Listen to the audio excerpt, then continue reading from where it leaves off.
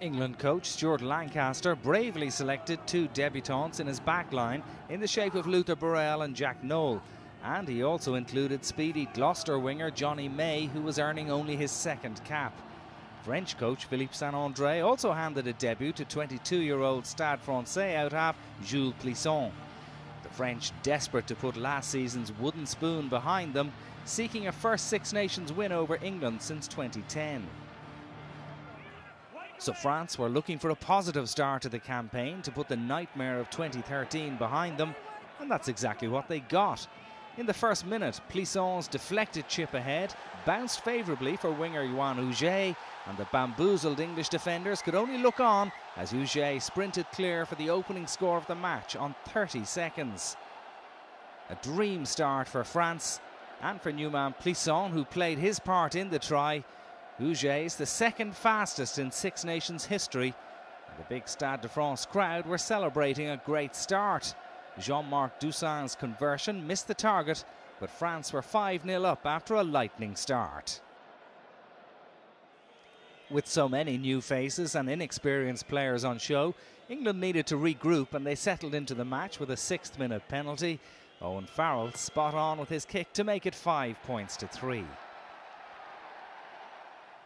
France had the opportunity to restore a 5-point lead when they were awarded a penalty in a kickable position, and this time Doussain was accurate with his kick to put Les Bleus 8-3 ahead.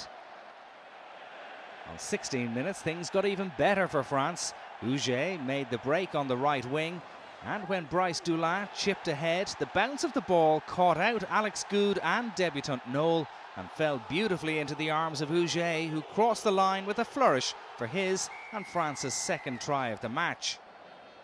Perhaps a lack of communication between Goode and Nowell, but Huget took advantage and the French were on a roll.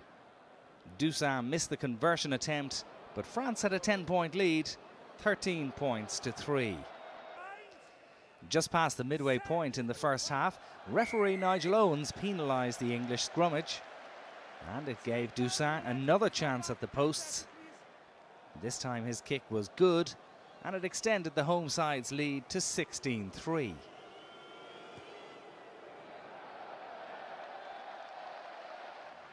England were really struggling to get a grip on the game, but 5 minutes before half-time they got the break they were looking for.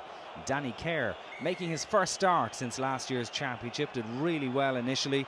Excellent footwork, giving his side good go-forward momentum. And when the ball was passed out to Billy Vunipola, he found fullback Mike Brown out wide. The Harlequins man had plenty to do, but somehow managed to barge his way over to get that touchdown for the visitors' first try of the match. Farrell was just off target with the conversion, but it was still a significant score for Stuart Lancaster's side, leaving it 16 points to 8, and that's how it stood at the half-time break. England picked up where they left off after the restart and were immediately on the front foot. As they pressurised the French line, the home team's defence held out, and that was until Kerr made a lunge and got the ball down. The referee went to the TMO to clarify if the try could be awarded, and having viewed it from every angle, the decision was that it was inconclusive and a penalty for an earlier offence was awarded. Farrell's kick was on the mark, and it was back to 16-11.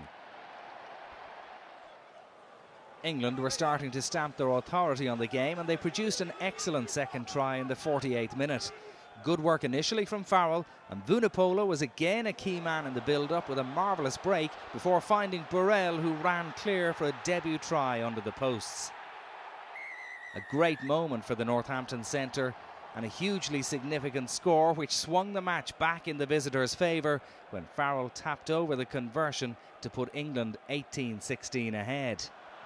On 56 minutes, England extended their lead to 21-16 after an opportunist drop goal from the ever-alert Kerr. At this stage, England looked on course for their first back-to-back Six Nations wins in Paris since the early 1990s. 10 minutes from time, the English scrum was again penalised by Nigel Owens, and it gave substitute Maxime Machineau the chance to narrow the gap to 21-19. Now we were in for a tense last 10 minutes. At the other end, the pendulum swung back in England's favour when they were awarded a penalty, and with Farrell receiving treatment, Alex Goode did the honours and made it 24-19 to the men in white. But there was still time for some late drama. With 4 minutes remaining, the French replacement hooker, Dimitri Czarszewski, made a break before feeding substitute Gaël Fickou. The 19-year-old from Toulouse, making only his 4th appearance, showed tremendous composure to sell that dummy before sprinting over the line and diving behind the posts for a crucial score. The Stade de France erupted, and with the sides at 24 points apiece, Machenaud had the chance to put France ahead with the conversion from in front of the posts. Fickou, surely one of the great prospects for this French international side, having made his debut at only 18 years of age. Machenaud could hardly miss despite the pressure on his shoulders, and with less than 2 minutes remaining, France were back in front, 26-24. There would be no way back for England, and as the final whistle blew, France celebrated a win after a breathtaking encounter. Their record of winning the championship 4 times out of 4 after Lions tours in the professional era is still on course to be continued. Philippe Saint-André, relieved no doubt to have got off to a winning start against tough opposition. The English chariot may have hit a bump in the road in Paris.